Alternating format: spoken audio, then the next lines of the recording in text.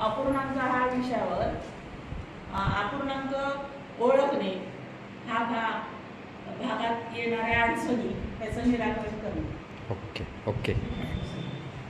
इथे खूप मॅडम छान. ज्यावेळेस आपण इयत्ता पाचवीतील विद्यार्थी जे आहेत इथे पूर्ण विद्यार्थ्यांचा विचार न करता किती विद्यार्थ्यांना येत नाही असं आपण केलं तर योग्य विधान कसं होईल मग ते सांगा. आपल्याला विधान कसं पाहिजे तुम्हाला अगोदर सांगितलं तो वैशिष्ट्यपूर्ण आणि जे आहेत ते आपल्याला त्यामध्ये पूर्ण इन्क्लूड झालं पाहिजे. आता उदाहरणार्थ तिथे एक उदाहरण दिलेलं बघा की पूर्णाकडे चांगली सेवा आरोग्य सेवा आहे, UK कडे की US कडे म्हणजे दोन देश दिले त्या दोन देशांकडे कोणाकडे आहे हे विधान योग्य ठरेल का तर नाही. इथे सगळ्यात महत्त्वाचं विधान काय त्याला योग्य असायला पाहिजे आरोग्य सेवा ते नाहीये. मग कारण काय आहे म्हणजे काय तर त्याच्यासाठी योग्य विधान काय आहे की कमी उत्पादन असणार आहे.